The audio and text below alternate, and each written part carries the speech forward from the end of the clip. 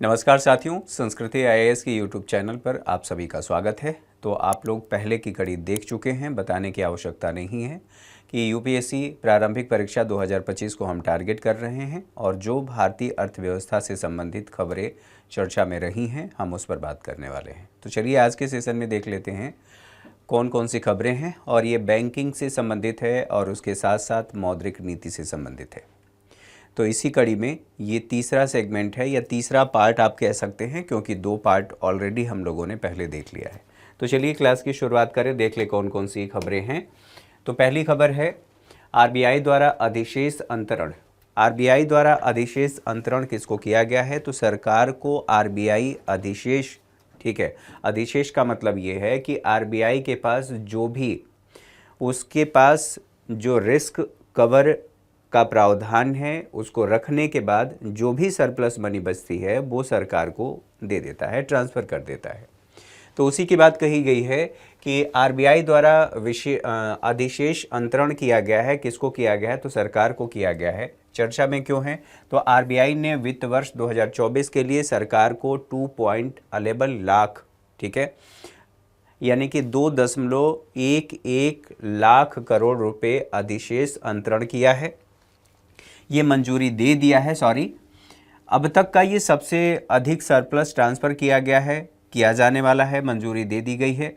वित्त वर्ष की बात करें तो वित्त वर्ष के, ठीक है, इतने करोड़ रुपए से ये दोगुना ही, यानी कि पिछले वित्त वर्ष के अपेक्षा यह इतना है, यानी कि दोगुना हो गया है। अब हमें ये समझना है, बाकी सारी चीज़ें तो लिखा हुआ है, आप लोग देख ही रहे हैं। ये जो अंतरण है या अधिशेष अंतरण है, सरप्लस मनी जो ट्रांसफ़र किया गया है, ये क्या है और क्या ज़रूरी है कि आरबीआई सरकार को ये ट्रांसफ़र करे, और अगर ट्रांसफ़र करे तो क्यों करे, ये भी तो सवाल उठता है। और अगर ट्रांसफ़र कर रही है तो क्या आरबीआई के पास समस्याएं हो सकती हैं? आरबीआई के पास यदि समस्याएं होंगी तो उनका समाधान कैसे करेगा? हम लोगों ने पहले के सेशन में पढ़ लिया था, समझ लिया था कि DICGC, ठीक है, ये क्या करता है कि जब भी आप किसी बैंक में अपना जमा करते हैं, अकाउंट खुलवाते हैं और कुछ उसमें डिपॉजिट करते हैं, तो तुरंत ये जो संस्था है ये उसका बीमा कर देती है। तो बैंकों में जो जमा होता है उसका तो बीमा हो जाता है, लेकिन समझने वाली बात ये है कि यदि बैंकों में कोई समस्या होगी तो आरबीआई उसको हैंडल कर लेगा। मतलब बैंक हैं, पहले बैंक देखेंगे, उसके बाद आरबीआई हैंडल करेगा। लेकिन बैंकों का बैंक है आरबीआई, ऐसी स्थिति में, और सरकार का बैंकर है, तो बैंकों में अगर कोई समस्या उत्पन्न हो गई तो उसके लिए आरबीआई क्या करेगा? या अर्थव्यवस्था में कोई ऐसा रिस्क उत्पन्न हो गया तो फिर आरबीआई क्या करेगा? क्या उसके लिए कोई प्रावधान है? तो उसके लिए इकोनॉमिक कैपिटल फ्रेमवर्क आरबीआई रखता है। अर्थात आप ऐसे कह सकते हैं कि यदि कभी आरबीआई को ऐसी आवश्यकता पड़ती है या आरबीआई के समक्ष कोई वित्तीय संकट या जोखिम उत्पन्न होता है तो उसका समाधान करने के लिए इकोनॉमिक कैपिटल फ्रेमवर्क है, इसका टेक्निकल नाम है। अच्छा, यदि जोखिम प्रावधान की बात करें तो निर्धारित करने की यह जोखिम प्रावधान को निर्धारित करने की एक विधि तो है, लेकिन इसमें आरबीआई क्या एक जगह रखता है? एक जगह नहीं रखता। आरबीआई अलग अलग, ठीक है, फ्रेमवर्क बनाया है और उसमें अलग अलग अमाउंट रखता है रिस्क को कवर करने के लिए। और चूंकि रिस्क को कवर करने के लिए रखता है तो समस्या ये उत्पन्न हुई थी कि 2013 के आसपास की बात है, सरकार ने ये कहा कि भैया आपके पास लगभग, ठीक है, 9 लाख करोड़ रुपए के आसपास सरप्लस मनी है। 9 लाख रुपए, 9 लाख करोड़ के आसपास है। एक काम करिए, इसमें से हमें ना, सरकार ने डिमांड किया, हमें और हस्तांतरित कर दीजिए ताकि हम कल्याणकारी योजनाओं पर खर्च कर सकें।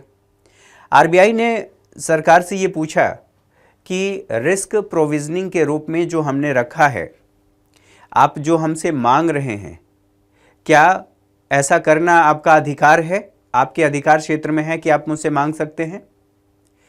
तो आरबीआई का गठन जैसे भी हुआ हो, आरबीआई का इतिहास जो भी रहा हो, वो आप सब कुछ पहले आप लोग पढ़ चुके होंगे। लेकिन 1949 में आरबीआई का राष्ट्रीयकरण किया गया था, और राष्ट्रीयकरण का मतलब है कि आरबीआई में 100% पूंजी सरकार की है, और चूंकि सरकार की पूंजी है इसलिए आरबीआई को जो लाभ होगा उस लाभ का एक हिस्सा सरकार के पास जाएगा, क्योंकि 100% आरबीआई में शेयर सरकार का है। ठीक है, तो इस आधार पर सरकार ने ये कहा कि हाँ हमें अधिकार है, आपको देना पड़ेगा। तो हालांकि ऐसा नहीं है कि पहले आरबीआई नहीं दे रही थी, आरबीआई पहले सरकार को दे रही थी, लेकिन सरकार ने ये कहा कि लगभग 40 करोड़ के आसपास, 40,000 करोड़ के आसपास ऐसे समथिंग आरबीआई सरकार को दे रही थी। फिर उसके बाद सरकार ने जब और सरप्लस मनी की डिमांड की तब ये विवाद उठा, और विवाद उठा तो एक बिमल जालान समिति का गठन कर दिया गया, और समिति ने ये सुझाव दिया, हालांकि इससे पहले भी समितियां गठित की गई थी इसी विषय को लेकर के, लेकिन जब ये समिति गठित की गई तो इस समिति ने कहा कि आरबीआई को चाहिए कि वो और सरप्लस मनी जो उसके पास बचा हुआ है वो सरकार को हस्तांतरित कर दे। रिस्क प्रोविज़न को रखने के बाद जो और मनी बच रही है उसको सरकार को दे दे, ताकि सरकार उससे कल्याणकारी कार्यों को पूरा कर सके या कल्याणकारी कार्यों पर खर्च कर सके। यहाँ तक तो बात हो गई। अब क्या हुआ कि हमें ये भी समझना है कि ठीक है ये तो बात कर दी गई और सरकार को ट्रांसफ़र कर दिया गया, उसी के तहत जो आप लोगों यहाँ पर न्यूज़ देख रहे हैं कहा गया है कि सरकार को इतने लाख करोड़ रुपए अधिशेष अंतरण किया गया है, तो उसी की ये बात कर रहा है। क्लियर है। अब सवाल ये भी उत्पन्न होता है कि क्या इसके लिए कोई प्रावधान है? तो प्रावधान भी है, आरबीआई एक्ट 1934, ठीक है 1934, और उसकी धारा है 47, उसके तहत ऐसा किया गया है। अब देख लेते हैं आरबीआई के सरप्लस के बारे में। आरबीआई के पास सरप्लस अधिशेष क्या है? सरकार को आय की प्राप्ति अधिक हो रही है और इसका जो खर्च है वो कम हो रहा है। ठीक है, आरबीआई का कुल खर्च उसे ब्याज से प्राप्त कुल आय का केवल 1/7वां हिस्सा ही है। ये अच्छा, अब बात यह है कि आरबीआई की प्राप्ति के स्रोत क्या हैं या आरबीआई के आय के स्रोत क्या हैं। आरबीआई को इतना पैसा आता कहां से है और कैसे प्राप्ति होती है? तो आरबीआई को ब्याज की प्राप्ति होती है और अन्य स्रोतों से प्राप्ति होती है। तो जो मोटे तौर पर जो प्रमुख हैं उनके बारे में चर्चा कर लेते हैं। आरबीआई को घरेलू स्रोतों से भी प्राप्त होता है और विदेशी स्रोतों से भी प्राप्त होता है। विदेशी स्रोतों का मतलब ये है कि जो ब्याज की प्राप्ति हो रही है, विदेशों में जो परिसंपत्तियां हैं उन परिसंपत्तियों पर ब्याज की प्राप्ति जो होती है वो हम कह रहे हैं कि विदेशी परिसंपत्तियों से प्राप्त या विदेशी परिसंपत्तियों पर प्राप्त ब्याज, ये आरबीआई के आय के स्रोत हैं। अच्छा, घरेलू स्रोतों की बात करें तो ओएमओ है जिसे ओपन मार्केट ऑपरेशन कहते हैं। इसके अलावा एलएएफ है, और यानी कि लिक्विडिटी एडजस्टमेंट फैसिलिटी। ठीक है, इसके अलावा मार्जिनल स्टैंडिंग फैसिलिटी रेट भी कहा जाता है इसको। गवर्नमेंट प्लस बैंकों को दिया गया ऋण, यहाँ से ब्याज की प्राप्ति होती है। और वे एंड मीन्स एडवांस। ठीक है, ये क्या है ये समझना ज़रूरी है, क्योंकि यहाँ से सवाल बनता है ये सारी बातें, बाकी कमीशन, बट्टा, किराया, प्रतिभूतियों के विक्रय जो सिक्योरिटी बेचता है, इसमें घरेलू सिक्योरिटी भी है और विदेशी सिक्योरिटी भी है, क्योंकि विदेशों से भी तो विदेशों की सिक्योरिटी में भी तो आरबीआई निवेश करता है, और निवेश करता है तो वहाँ से जो आरबीआई को लाभ की प्राप्ति होती है उस प्राप्ति की बात हो रही है। अच्छा, अब इसको हमें समझना है ओपन मार्केट ऑपरेशन को, ओएमओ। ये ओएमओ क्या होता है? जैसे मान लीजिए सरकार है, गवर्नमेंट की बात कर लीजिए, तो गवर्नमेंट सिक्योरिटी जारी करती है, गवर्नमेंट सिक्योरिटी। ठीक है, अब गवर्नमेंट सिक्योरिटी को बेचने और ख़रीदने का काम कौन करता है? तो इसको देख लीजिए, गवर्नमेंट सिक्योरिटी को गवर्नमेंट के बिहाफ पर आरबीआई बेचने और ख़रीदने का काम करता है। ठीक है, मार्केट में ये बेचता है। थोड़ी देर के लिए हमने मान लिया कि ये बैंकों को बेच रहा है, और गवर्नमेंट सिक्योरिटी क्या होती है ये आप लोगों को पता है, सिक्योरिटी पता है तो गवर्नमेंट सिक्योरिटी आप लोगों को समझ में आ जाएगा। ठीक है। प्रत्येक वह दस्तावेज या वस्तु सिक्योरिटी है जिसके माध्यम से बाजार से वित्त एकत्र किया जा सकता है। ठीक है, जैसे मेरे पास मेरे ज़मीन का कागज़ है, मेरे घर का कागज़ है, मैंने आपको दिया, कहा कि भैया ये मेरे ज़मीन का कागज़ है, इसकी वैल्यू 1 करोड़ रुपए है, आप ये ले लीजिए, इसको रख लीजिए और मुझे इसके बदले ऋण दे दीजिए। अगर मैं नहीं चुका पाऊँ तो ये ऋण आधार है, आप इसको बेच करके और फिर अपना जो अमाउंट है वो रिकवर कर लेना। तो वो क्या है, जिसके आधार पर आपने वित्त एकत्र किया, और वित्त एकत्र किया तो वही प्रतिभूति है यानी सिक्योरिटी है। अच्छा, तो गवर्नमेंट सिक्योरिटी है। अब वो सिक्योरिटी कौन सी है, गवर्नमेंट उसको जारी की है। गवर्नमेंट जारी की है तो आरबीआई उसके बदले उसे बेचता है। किसको बेचा, बैंकों को बेचा। तो बैंकों को जब सिक्योरिटी बेचा तो यानी कि अब सिक्योरिटी बैंकों के पास आ गया और बैंकों ने पैसा उसके बदले दे दिया। अब यहाँ पर जो सिक्योरिटी है इस पर क्या प्राप्त होगा बैंकों को ब्याज की प्राप्ति हो जाएगी। क्लियर है। फिर क्या हुआ कि जब आरबीआई को लगता है तो आरबीआई यहां से अपनी सिक्योरिटी खरीद लेता है। ठीक है, और उसके बदले जो मूलधन और ब्याज का भुगतान करना है, ब्याज का भुगतान कर दिया जाता है। अब ये आप मॉनेटरी पॉलिसी में पढ़ते हैं कि जब आरबीआई, ठीक है, आरबीआई क्या कर रही है, आरबीआई गवर्नमेंट सिक्योरिटी, ठीक है, जिसे भी कह दिया जाता है, इसका विक्रय करेगी, विक्रय की। तो विक्रय करने का मतलब यह है कि तरलता ठीक है, तरलता इससे कम हो जाएगी। ठीक है, मार्केट में तरलता कम हो जाएगी क्योंकि जो बैंकों के पास पैसा था वो पैसा अब आरबीआई के पास आ गया। ये आप लोग वहां पर पढ़ते हैं, संक्षेप में बताने की कोशिश कर रहा हूं।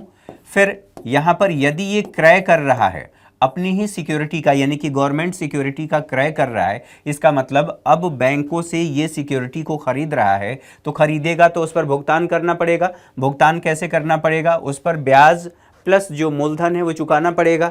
तो ऐसी स्थिति में जो तरलता है, तरलता, ठीक है, अर्थव्यवस्था में तरलता बढ़ जाती है।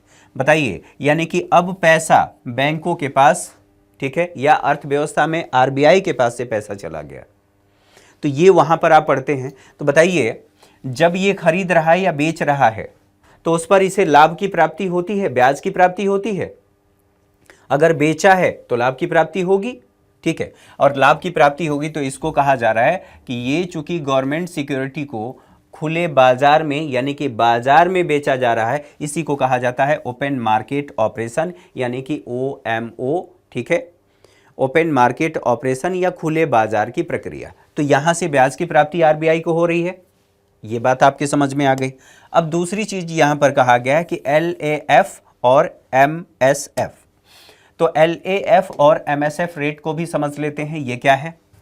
तो LAF liquidity adjustment facility rate, पूरा इसका फुल फॉर्म नाम है। इसमें दो चीजें हैं, एक को कहते हैं रेपो रेट और दूसरा है रिवर्स रेपो रेट। ठीक है, रिवर्स रेपो रेट हमेशा रेपो रेट से कम होता है।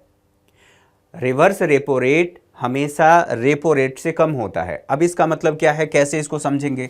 मैंने आप लोगों से पहले की क्लास में बता दिया था कि ये आरबीआई है और ये बैंक हैं। ठीक है, बैंकों को भी समय समय पर ऋण की आवश्यकता होती है, तो ऋण की आवश्यकता को पूरा करने के लिए वो आरबीआई के पास जाते हैं, यानी कि आरबीआई इनका अंतिम ऋणदाता है। ठीक है, ऋणदाता ऋण देने का कार्य करता है। तो जिस रेट पर आरबीआई ने, जिस ब्याज दर पर बैंकों को ऋण दिया, उसे हम कहते हैं कि रेपो रेट है। तो बैंक आरबीआई को ब्याज दे रहा है, यानी कि आरबीआई को ब्याज की प्राप्ति हो रही है, और ब्याज की प्राप्ति यानी कि लाभ हो रहा है। अच्छा, ऋण के दो आधार हो सकते हैं, या तो लाभांश हो सकता है या ब्याज हो सकता है।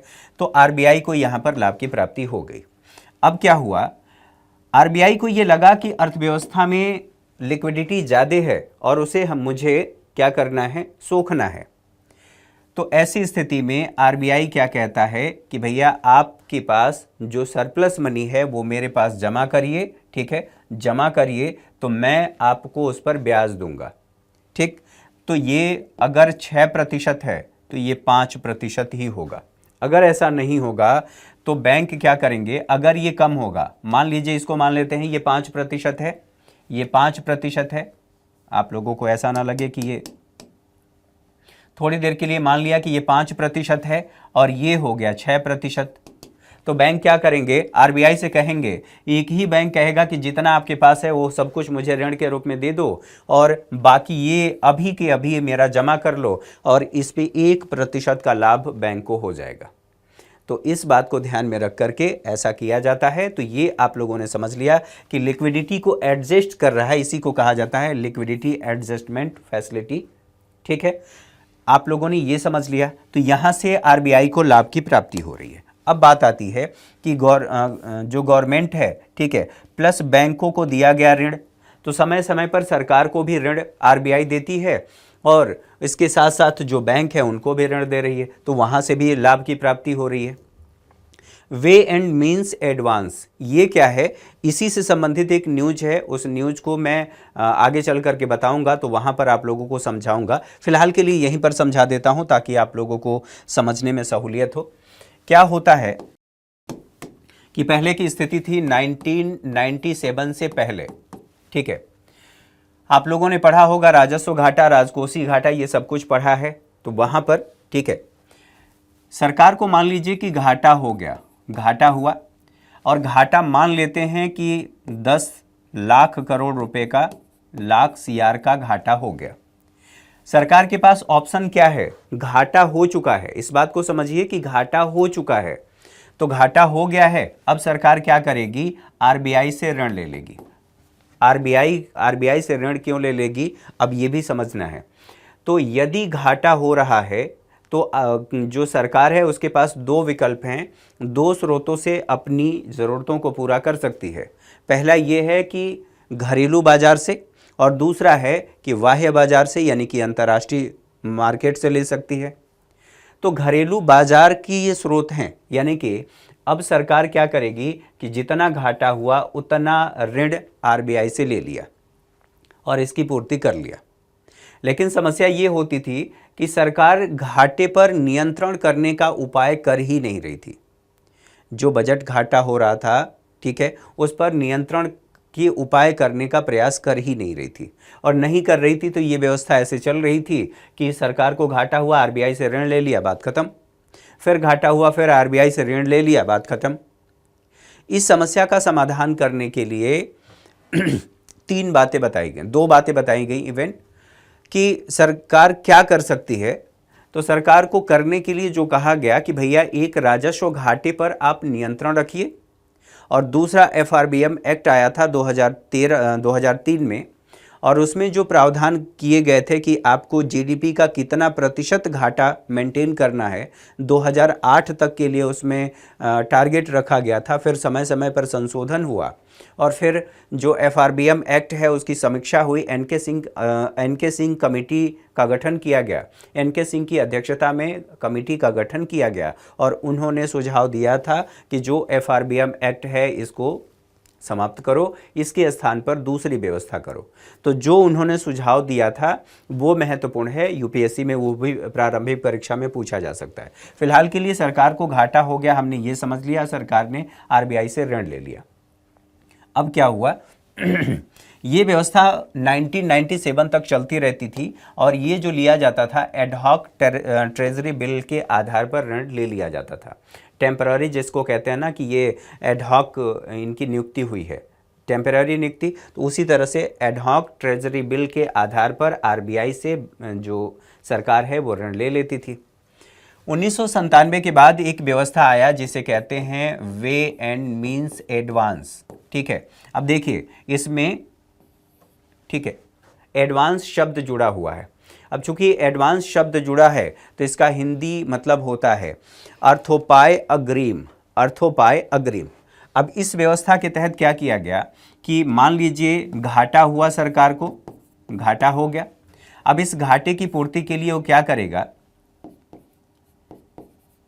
पहले की स्थिति में घाटा पहले हो रहा था तब जाकर के ऋण लिया जा रहा था, अब घाटे की व्यवस्था पहले ही कर लेना है आरबीआई को, यानी कि जो आरबीआई है वो पहले ही सरकार को ऋण दे देती है, पहले ही सरकार को ऋण दे देती है। इसका मतलब आप ऐसे भी समझ सकते हैं कि इसके तहत सरकार आरबीआई से एडवांस में ऋण ले लेती है और ऋण लेकर के अपनी ज़रूरतों को, ठीक है, पूरा कर लेती है। तो ये एडवांस में लिया जा रहा है, यानी कि पहले घाटा नहीं हुआ है, यहाँ पर घाटा नहीं हुआ है, एडवांस में लिया जा रहा है, ठीक है, एडवांस में लिया जा रहा है। और एडवांस में लिया जा रहा है यानी कि एक लेटर की तरह है ये। आप ऐसा कह सकते हैं कि एक लेटर है या एक प्रक्रिया है जिसके माध्यम से एडवांस में सरकार आरबीआई से ऋण ले रही है। और चूंकि ऋण इस पर ले रही है तो स्वाभाविक सी बात है सरकार को ब्याज तो देना पड़ेगा, तो वहां से प्राप्ति हो रही है। तो एडवांस में जो लिया जा रहा है इसी को यहां पर कहा गया है कि वे एंड मीन्स एडवांस, ठीक है। अब ये सारी चीजें समझ में आ गई। अब बात ये आती है कि भैया ये तो ठीक है, जो आरबीआई है, आरबीआई के व्यय के स्रोत कौन कौन से हैं? यहां पर ये व्यय होगा, व्यय के स्रोत यानी कि आरबीआई कहां कहां पर खर्च करता है। तो एक तो रिस्क प्रोविजन है। रिस्क प्रोविजन के बारे में हम लोगों ने चर्चा कर लिया कि इकोनॉमिक कैपिटल फ्रेमवर्क, इसे ही टेक्निकल नाम दिया गया है। तो आकस्मिक निधि और जो परिसंपत्ति, ठीक है, यहाँ पर परिसंपत्ति विकास निधि यहाँ पर खर्च किया जाता है। अन्य जो व्यय होते हैं जैसे नोटों की छपाई है, एजेंसी शुल्क, कर्मचारियों पर व्यय किया जाता है सरकार के द्वारा, आरबीआई के द्वारा। तो आरबीआई के ये व्यय के स्रोत हैं, ठीक है। यहाँ तक बातों को समझने के बाद आगे बढ़ते हैं। सरकार द्वारा, आरबीआई द्वारा सरकार को सरप्लस मनी ट्रांसफर करने से संबंधित जो प्रावधान है, आरबीआई अधिनियम 1934 की धारा 47 में यह प्रावधान दिया गया है। आरबीआई द्वारा अपने परिचालन से अर्जित, ठीक है, किसी भी तरह का लाभ केंद्र सरकार को ट्रांसफ़र किया जाएगा या ट्रांसफ़र करेगा जो रिस्क प्रोविज़न में रखने के बाद बचेगा उसको, ठीक है। उस समय जब विवाद हुआ था तो विवाद में ये भी कहा गया था कि जितना पैसा आरबीआई के पास सरप्लस मनी के रूप में रखा गया है, विश्व के जो टॉप लेवल के बैंक हैं उनके पास भी इतना नहीं है, ठीक है। तो इस आधार पर डिमांड किया गया था। समितियों ने सिफारिश किया था, जैसे मालेगांव समिति की बात करें 2013 में, सिफारिशों के बाद सरकार को ट्रांसफ़र किए जाने वाले सरप्लस मनी में वृद्धि की गई, ठीक है। आर्थिक पूंजी फ्रेमवर्क के बारे में हम लोगों ने चर्चा कर दिया। फिर बिमल जालान समिति की सिफारिशों के बारे में चर्चा किया। केंद्र सरकार को ट्रांसफ़र की जाने वाली जो सरप्लस मनी है वो कहा जा रहा है कि निम्नलिखित के आधार पर निर्धारित होता है। तो यहाँ पर देख लीजिए, रियलाइज्ड इक्विटी, आकस्मिक निधि में मौजूद राशि, पहले बता चुका हूं। आकस्मिक निधि को आरबीआई की बैलेंस शीट के 6.5% से 5.5% के बीच में बनाए रखना है, ठीक है, इतना बनाए रखना है। शेष जो अतिरिक्त राशि बचती है वो सरकार को ट्रांसफ़र कर देगी आरबीआई। आर्थिक पूंजी, ठीक है, आर्थिक पूंजी के संदर्भ में बात करें तो इसे बैलेंस शीट के 20.8 से लेकर के 25.4% की सीमा में रखा जाना है, इतना रख सकती है। शेष राशि जो बचती है वो सरकार को आरबीआई ट्रांसफ़र कर देगी। इसके अलावा CGRA से आशय यहाँ पर बताया गया है कि मुद्रा और स्वर्ण पुनर्मूल्यांकन खाता है। इसमें रिस्क जो प्रोविजनिंग है और पुनर्मूल्यांकन शेष भी शामिल किया गया है आरबीआई के पास। इन सभी को मेंटेन करने के बाद जो सरप्लस मनी बचेगी वह सरकार को ट्रांसफ़र कर देगी। चलिए आगे बढ़ते हैं।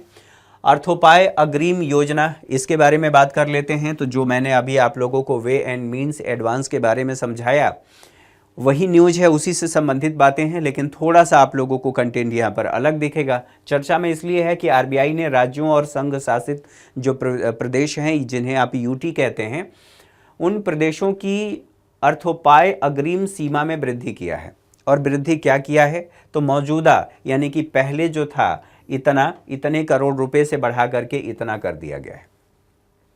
अब बात यह है कि ये जो वृद्धि किया गया है, वृद्धि करने का मतलब क्या है? वृद्धि करने का मतलब ये है कि अब वो चाहें तो इतने के बजाय इतना आरबीआई से ऋण ले सकते हैं।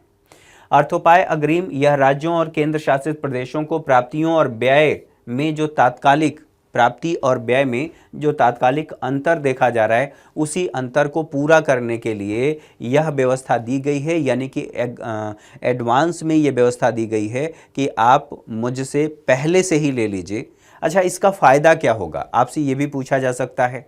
तो ये केंद्र सरकार और राज्य सरकार प्लस यूटी, ये तीनों के लिए व्यवस्था है कि वो आरबीआई से वे एंड मीन्स, ठीक है, वे एंड मीन्स एडवांस के तहत ऋण ले सकते हैं।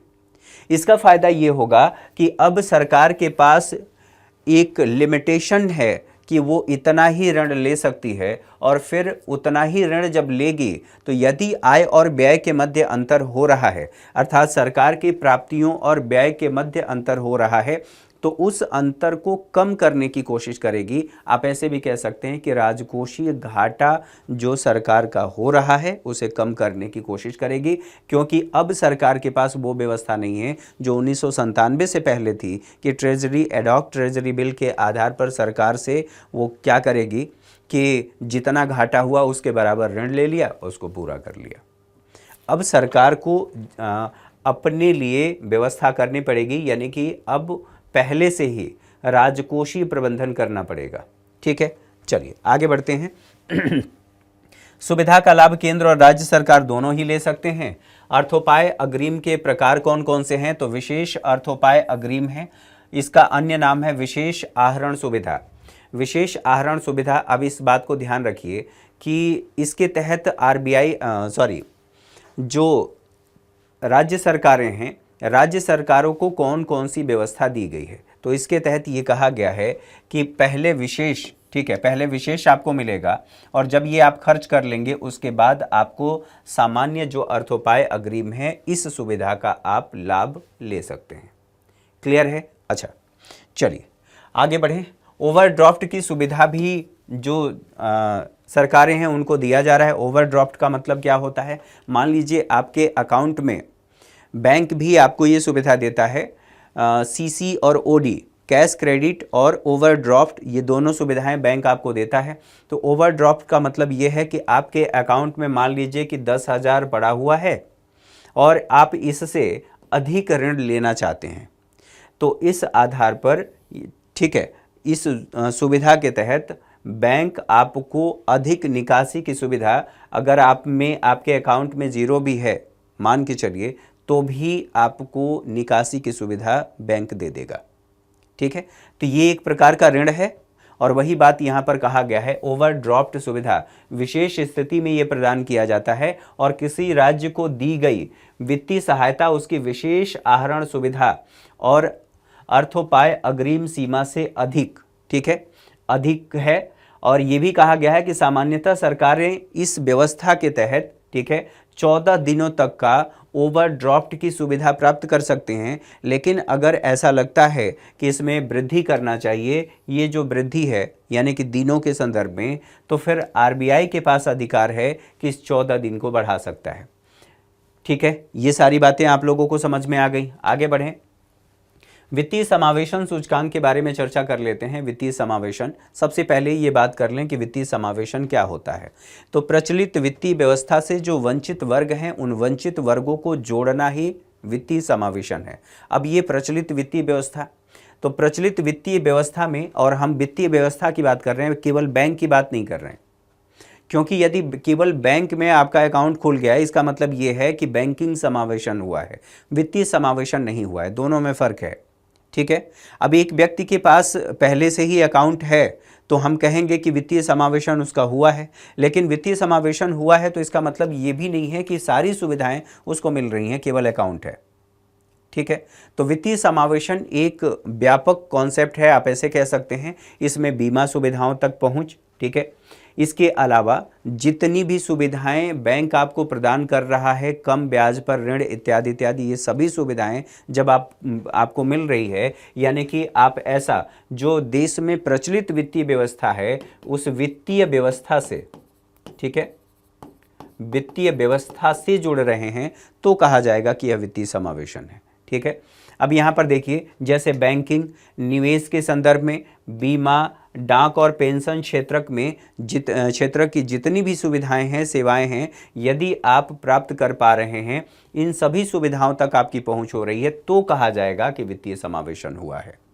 ठीक है, अच्छा, अब इसको देख लेते हैं कि आरबीआई के अनुसार फाइनेंशियल इंक्लूजन इंडेक्स मार्च 2023 के यह 60.1 से बढ़ा करके ये 2024 में कर दिया गया है 64.2। अब बात ये है कि वित्तीय समावेशन जिसकी हम चर्चा कर रहे हैं, वित्तीय समावेशन की आवश्यकता क्यों है? वित्तीय समावेशन की आवश्यकता इसलिए है, यहां से सवाल और बन सकता है कि जब वित्तीय समावेशन होगा, ठीक है, वित्तीय समावेशन, इसका मतलब यह है कि इससे संसाधन गतिशील होंगे, संसाधन गतिशील होंगे, ठीक है, संसाधन गतिशील होंगे। संसाधन कैसे गतिशील होंगे? मान लीजिए आपने 10 लाख रुपए कमाया है और 10 लाख रुपए को आपने कहीं अपने घर में कैश में छुपा दिया।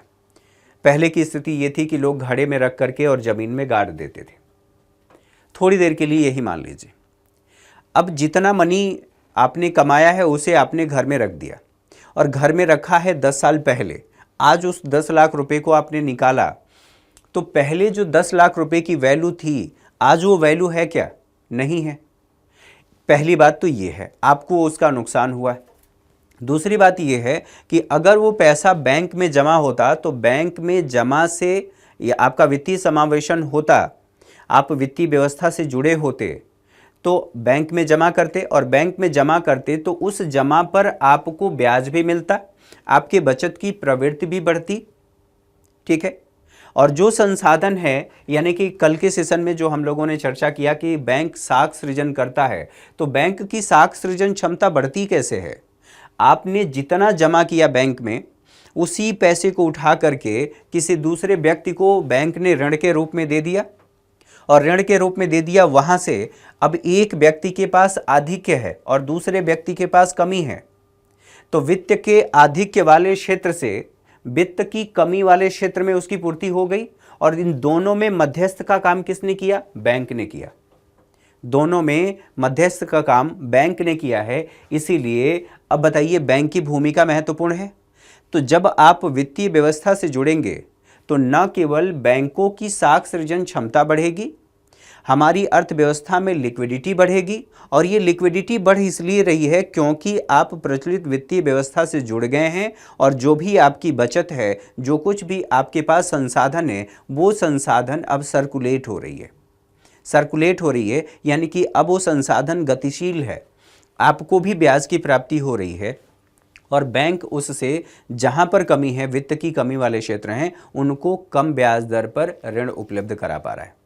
तो बताइए, जब जनधन अकाउंट खुलवाया गया था तो जनधन अकाउंट के माध्यम से वित्तीय समावेशन बढ़ा है, और वित्तीय समावेशन बढ़ा है इसका मतलब ये है कि बैंकों की साख सृजन क्षमता बढ़ी है, और बैंकों की साख सृजन क्षमता बढ़ने का मतलब ये है कि अब बैंक ऋण देंगे तो कम ब्याज दर पर दे सकते हैं, ठीक है। यहाँ तक बातें समझ में आ गई।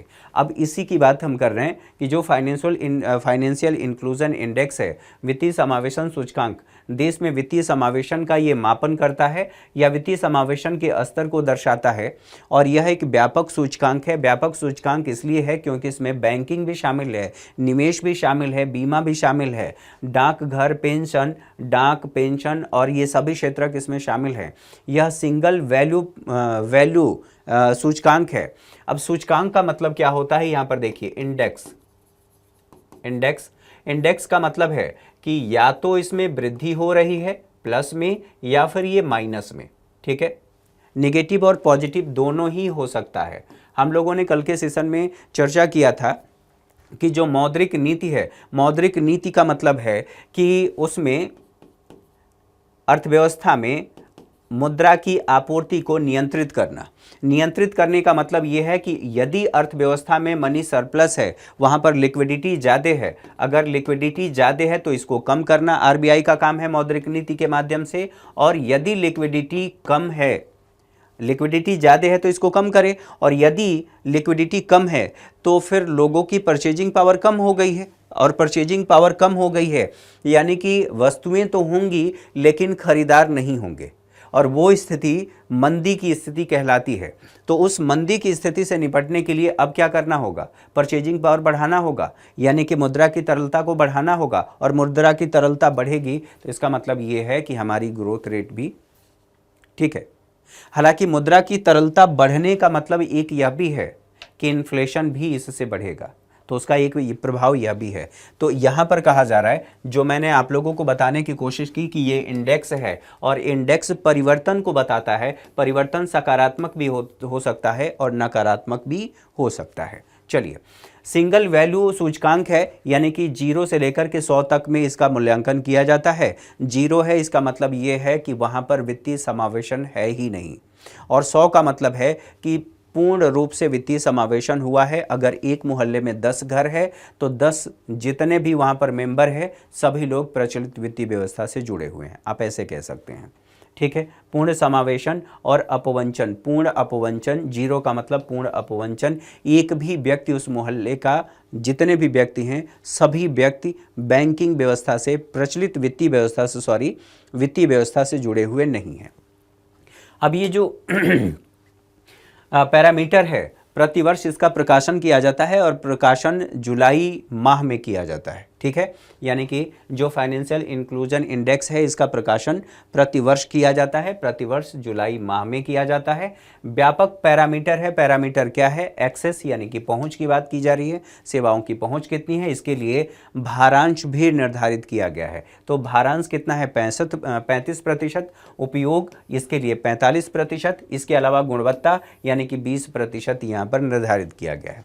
अब सारी बातें जो वित्तीय समावेशन सूचकांक से संबंधित हैं उन सभी बातों को समझ लेते हैं। फाइनेंशियल इंक्लूजन इंडेक्स तो रिवाइज्ड बाई, ठीक है, रिलीज्ड बाई, यानी कि कौन जारी करता है? तो यह रिजर्व बैंक जारी करता है। ठीक है, देखिए, रिजर्व बैंक ऑफ इंडिया के द्वारा, विदाउट एनी बेस ईयर, यानी कि इसका कोई आधार वर्ष नहीं है। जैसे आप कहते हैं ना कि मान लीजिए कि मेरी आय बढ़ी है, मेरी आय बढ़ी है, तो भैया बढ़ी कैसे है, आप कैसे कहेंगे? तो आप बताएंगे ना कि 2024 में मेरी जो आय थी वो, मान लेते हैं, ज़्यादा मान ले, मेरी आय 10 करोड़ थी। जब मानना ही है तो पूरा मान लेते हैं, 10 करोड़ थी, और मानना है और मान लीजिए, यहाँ पर एक जीरो और बढ़ा दीजिए, कोई दिक्कत नहीं। तो मेरी आय 10 करोड़ थी। अब 2025 में मैंने कहा कि मेरी आय 2025 में कितनी हो गई?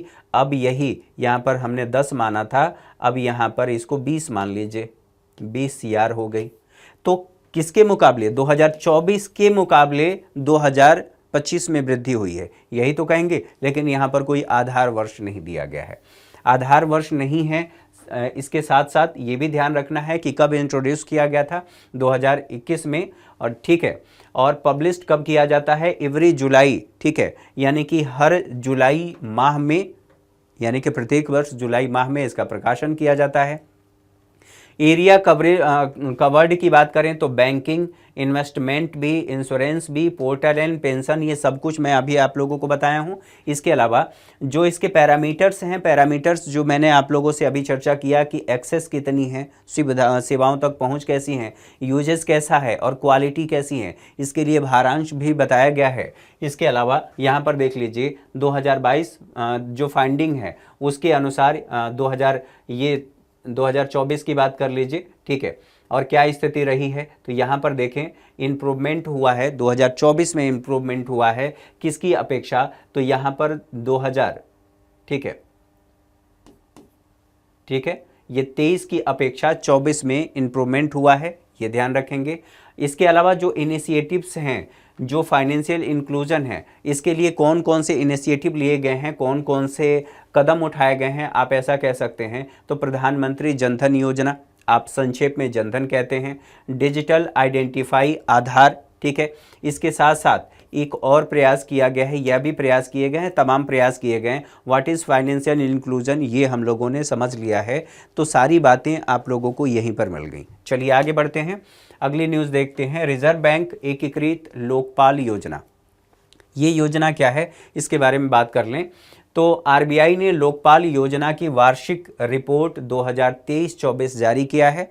और चूंकि आरबीआई ने लोकपाल योजना की रिपोर्ट के बारे में जारी किया है, इससे संबंधित रिपोर्ट जारी किया है, तो लोकपाल को समझना ज़रूरी है। ठीक है, मान लीजिए आपने किसी बैंक से सेवाएं ली और उसमें धोखाधड़ी हुई है। हो सकता है कि बैंक ने, ठीक है, आपको सेवाएं ठीक नहीं दिया। आपने क्रेडिट कार्ड लिया और क्रेडिट कार्ड पर बिना किसी आपके बिना किसी भुगतान के या बिना किसी पेमेंट के आपके पास आ रहा है कि आपने इतने का भुगतान किया है, ये आपका चार्ज बनता है, सब कुछ मिलाकर के इतना बनता है, आपको देना पड़ेगा, पे करना पड़ेगा, ठीक है। तो ये धोखाधड़ी है। और अगर बैंक से संबंधित कोई शिकायत आती है तो उस शिकायत का समाधान कौन करेगा? तो इसी के लिए लोकपाल है, यानी कि बैंकिंग लोकपाल, ठीक है। आप लोगों ने लोकपाल उसमें भी पॉलिटी में भी पढ़ा होगा, फिलहाल के लिए यहाँ पर बैंकिंग लोकपाल की बात हो रही है, जिसे ओम्बुड्समैन भी कहा जाता है, ठीक है। एकीकृत लोकपाल योजना के संदर्भ में तो ये 2021 के तहत जारी विशिष्ट रिपोर्ट है। किसके तहत? तो एकीकृत लोकपाल योजना 2021 के तहत ये जो रिपोर्ट जारी की गई है, यह पहली विशिष्ट रिपोर्ट है। अब इस रिपोर्ट के बारे में बात कर लें तो यह 2021 में आरबीआई ने वैकल्पिक शिकायत निवारण फ्रेमवर्क के रूप में शुरू किया था। वैकल्पिक शिकायत कि आप बैंक में आरबीआई के पास आप लेटर तो लिख सकते हैं, बैंक से शिकायत कर सकते हैं, लेकिन बैंक ही आपकी बात ना सुने तब क्या होगा? वैसी स्थिति में एक आपके पास वैकल्पिक शिकायत मैकेनिज्म है कि आप जो लोकपाल है वहां जाकर के अपनी शिकायत कर सकते हैं, और बढ़िया से इनकी वाट लगाता है ये लोकपाल, ठीक है। चलिए कार्य की बात करें तो ग्राहकों की जो शिकायत हैं इनका शीघ्र समाधान करना है, और न केवल समाधान शीघ्र करना है, ये लागत प्रभावी भी होना चाहिए। पता चला कि आपका 10,000, ठीक है, 10,000 रुपये को लेकर के शिकायत है, लोकपाल में गए और आपने 20,000 उस शिकायत के लिए पे कर दिया। मतलब जो सुविधाएं आप इस्तेमाल कर रहे हैं, ठीक है, उसके लिए यहाँ जाइए, इनसे मिलिए, ये करिए, ये डॉक्यूमेंट लाइए, ये सब कुछ करने में आपका 20,000 खर्च हो गया, तो कोई मतलब बनता है इस शिकायत का? नहीं बनता है। यानी कि क्या करना है? लागत प्रभावी हो, कम लागत में और शीघ्र समाधान हो जाए। आरबीआई के तहत, अच्छा, इसके अधीन कौन आते हैं? तो आरबीआई के द्वारा जितनी भी विनियमित संस्थाएं हैं, विनियमित संस्थाएं यानी कि बैंकिंग सेवाओं से संबंधित जितनी भी आरबीआई से संबंधित विनियमित संस्थाएं हैं, वो सारी संस्थाएं इसके अंदर कवर की जाती हैं, यानी कि उन सभी की शिकायत इसके ज़रिए की जा सकती है, ठीक है। आगे बढ़ें। गठन किसके द्वारा किया गया है? आरबीआई के द्वारा किया गया है। आरबीआई अधिनियम 1934, ठीक है, बैंकिंग विनियमन अधिनियम 1949, ठीक है, और भुगतान तथा निपटान प्रणाली अधिनियम 2007 के तहत इसका गठन किया गया है, आरबीआई के द्वारा गठन किया गया है। उद्देश्य क्या है? तो ग्राहकों की जो शिकायतें हैं उन शिकायतों का निःशुल्क समाधान करना, ठीक है। इसके अलावा कवरेज क्या है? तो विनियमित संस्थाएं, जैसे कि मैंने आपसे कहा कि सभी वाणिज्यिक बैंक, क्षेत्रीय ग्रामीण बैंक भी हैं, और अनुसूचित प्राथमिक सहकारी, ठीक है, या शहरी सहकारी बैंक की बात कर लीजिए, ये सब इसमें शामिल हैं। इसके अलावा कुछ और बातें, 50 करोड़ रुपए और उससे अधिक के जमा आकार वाले जो गैर अनुसूचित प्राथमिक सहकारी बैंक है वो भी इसमें शामिल होंगे। हाउसिंग फाइनेंस कंपनियों की बात करें तो हाउसिंग फाइनेंस कंपनियों को छोड़ करके ऐसे सभी एनबीएफसी इसमें शामिल होंगे। यहाँ पर हाउसिंग के क्षेत्र में जो काम करने वाली एनबीएफसी हैं उन सभी एनबीएफसी को छोड़ करके बाकी सभी एनबीएफसी शामिल होंगे। लेकिन कौन सी एनबीएफसी शामिल होगी? जो जमा स्वीकार करने वाले हैं या जो जमा स्वीकार करते हैं। दो तरह की एनबीएफसी के बारे में हम लोगों ने चर्चा किया था, एनबीएफसी डी और एनबीएफसी एनडी। यानी कि वो एनबीएफसी डी कहलाएगी, यानी कि डिपॉजिट, जो जनता से जमा स्वीकार करती है, लेकिन ये मांग जमा स्वीकार नहीं करती है, समय जमा स्वीकार करती है, ठीक है। तो यहाँ पर जमा स्वीकार करने या ग्राहकों से लेन देन के लिए अधिकृत हैं उनको, जिनकी संपत्ति का आकार 100 करोड़ रुपए या उससे अधिक है, वो सब कुछ इसमें कवर होंगे। अच्छा, भुगतान प्रणाली की बात करें, पेमेंट सिस्टम के जो सभी भागीदार हैं वो भी इसमें शामिल होंगे। क्रेडिट इंफॉर्मेशन जो कंपनियां हैं वो भी इसमें शामिल होंगी। तो आप लोगों को ये चीज़ ध्यान रखना चाहिए कि अकाउंट एग्रीगेटर, ठीक है। लोकपाल की नियुक्ति आरबीआई अपने एक या अधिक अधिकारियों को लोकपाल और उप लोकपाल के रूप में नियुक्त कर सकता है। कार्यकाल क्या होता है? तो कार्यकाल एक बार में अधिकतम 3 वर्ष होता है, बाकी आगे यदि आवश्यकता हो तो बढ़ाया जा सकता है, ठीक है। तो लोकपाल से संबंधित जितनी बातें थी उन सभी बातों को हम लोगों ने समझ लिया। आज के सेशन में मेरे साथ इतना ही। उम्मीद है आप लोगों को ये सेशन पसंद आया होगा। अगर पसंद आया है तो कमेंट करके जो भी आपको उचित लगता है। अगर आपको लगता है कि नहीं पसंद आया वो भी बता सकते हैं, पसंद आया वो भी बता सकते हैं। आज के सेशन में मेरे साथ इतना ही। अगली क्लास में मुलाकात होगी, तब तक के लिए नमस्कार। ध्यान रहे आपकी प्रतिक्रिया महत्वपूर्ण है।